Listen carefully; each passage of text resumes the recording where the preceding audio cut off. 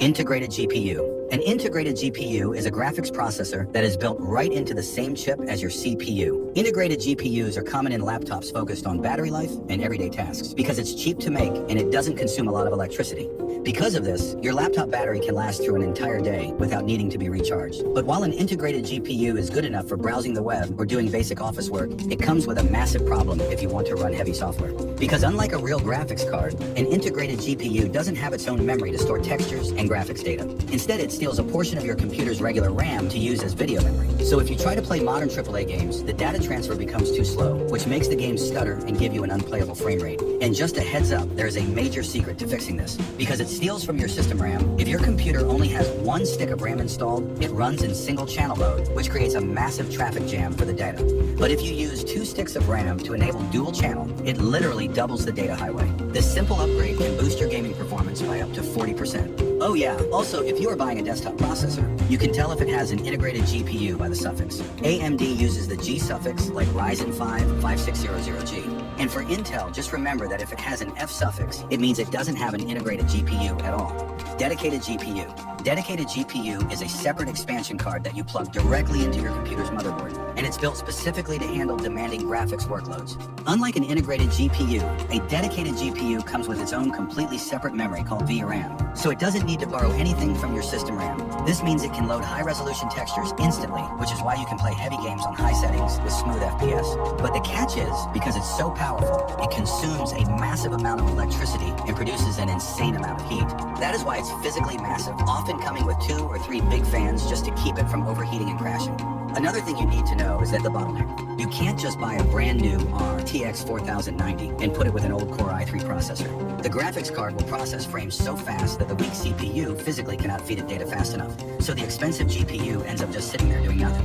And regarding the suffix, NVIDIA uses TI or Super to indicate an upgraded version, while AMD uses XT or XTX for their maximum performance versions. Mobile GPU. Mobile GPU is a specific version of a dedicated graphics card that is made for gaming laptops. When you buy a laptop, you might see that it says it has an RTX 4080 inside, but it is actually very different from the RTX 4080 you buy for a desktop PC. See, because a laptop is so thin, it physically cannot handle the extreme heat and power consumption of a full desktop graphics card. So manufacturers heavily limit the power wattage, which is called TGP, and lower the clock speeds. So even if the name is exactly the same, the mobile GPU is significantly weaker. But here's the biggest scam you have to watch out for, which is the MUX switch. In most gaming laptops, even when the powerful dedicated GPU renders a game, it is forced to send those finished frames through the weak integrated GPU first before it reaches your screen. This creates a massive bottleneck that drops your FPS by up to 15%. A MUX switch is a physical hardware chip that allows the dedicated GPU to completely bypass the integrated GPU and connect straight to the screen. So always make sure the laptop has a MUX switch or Advanced Optimus. Otherwise, you are literally throwing away performance.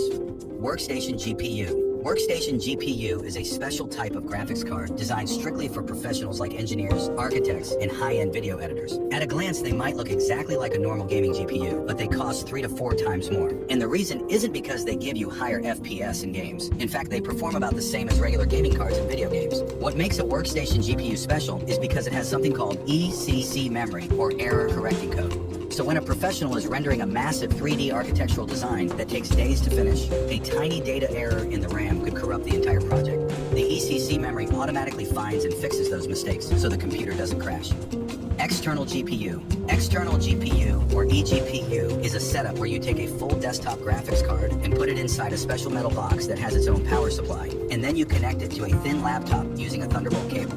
This was created because some people wanted to have a light laptop for working at a cafe, but still want to play heavy games when they get home. So you plug the cable in, and your weak laptop suddenly gets the power of a dedicated graphics card. But the problem is, a Thunderbolt cable can only send a limited amount of data at a time compared to plugging the GPU directly into a motherboard. Because of this connection bottleneck, you actually lose a huge chunk of the graphics card's real performance. So even though it works, it's very expensive and not really efficient for most people. Server and data center GPU. Server GPU is a massive graphics processor used in enterprise data centers, and the most unique thing about it is that it doesn't even have any ports to plug in a monitor. That's because these GPUs, like the NVIDIA A100 or AMD Instinct, aren't meant for displaying graphics to a screen. Instead, they are used for massive parallel computing tasks like running cloud gaming platforms or simulating complex scientific data. Also, unlike regular GPUs that have their own fans, server GPUs are completely flat and passive, built into the server racks to blast cold air through them. allowing them to run at full power 24 hours a day without crashing. AI GPU. AI GPU is the most expensive and advanced type of graphics processor today.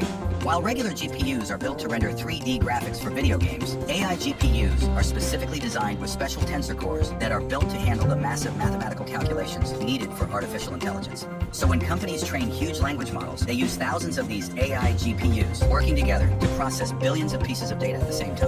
This is strictly for massive tech companies and data scientists, not for regular everyday users. And to feed data into those cores fast enough, they completely abandon standard GDDR memory and use something called high bandwidth memory, or HBM.